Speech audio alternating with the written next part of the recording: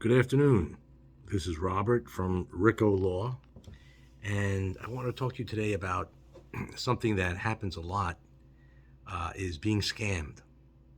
And sometimes, I've had clients come to me, well after the fact, well after the point in time when they have been scammed. And by scam, I mean that they've entered into some agreement, deal, or course of negotiations and dealings with someone that has resulted in their losing lots of money. So, what are the elements that you should look for in a scam? Because it's not that obvious as you might think to say, well, of course, I would never fall for a scam.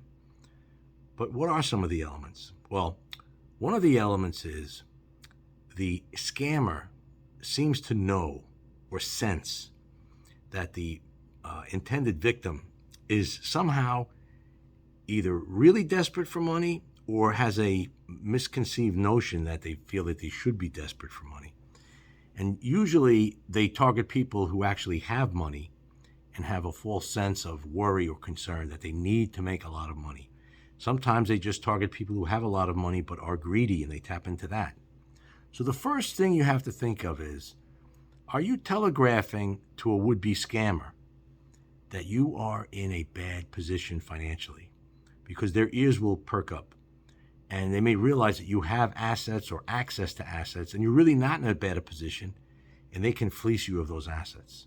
So that's number one. Are you telegraphing to someone that you are in a bad position financially, or not in the best position you should be in, or feel you could be in a better position, and that you're telling them, can you come up with a plan for me to make money? So that's how it all starts. Then the scammer, the second phase is they will present a deal to you that will captivate your interest.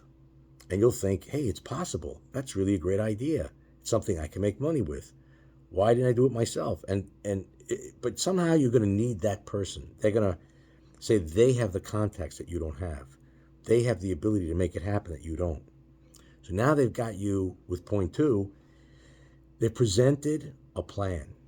Now, this is where it gets tricky. Once they present that plan, you get engaged and you start thinking with your emotions and not your brain. And you're thinking, oh my God, I'm going to make a lot of money. I'm going to go with this scam. So what happens then?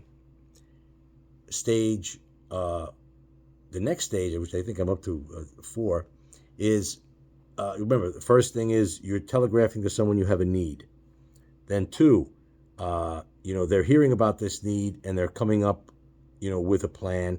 And whether it's 3 or 4, your next stage is, are you enabled to go through with that plan? And then you're going to find that they're going to alter the plan. They're going to alter the plan, and the plan's not exactly what it was before. Now, here's where they get you. They get you because the plan that gets changed, you're still hooked emotionally on the first plan. They got you going already. You're going to make lots of money. But the second phase of the scam, in the development of it, is they're going to change the plan from the original plan that got you hooked to, well, we can't do that version. We're going to have to do this other version of it. And that other version is going to be something different. It's going to be different in a way that all of a sudden the risk, it was going to start shifting away from the person proposing it to you. You're going to be the one who's going to have to go borrow money to pay for that scam. You're going to be the one who's going to be on the hook if the whole thing doesn't work. But you're still emotionally hooked on the first phase of the scam. Now it's very dangerous, because the ultimate scammer, if he's really clever, while he would like to take your money too eventually, if he can get you to borrow money so it's a third party altogether and you're paying him for a service, well, guess what? He's going to give you that service. Maybe that service can't come through to do what he promised, but he's going to have some kind of defense to say, hey, I told you I was going to do that, and that's what I did. Didn't work out. Sorry. But you're going to be the one holding the bag because you borrowed the money. This is just the first in a series of talks about how to avoid getting scammed.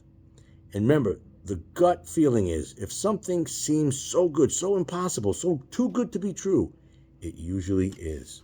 Please don't fall for it, because by the time you come to me to help you find your money, it's usually too late. The money's gone.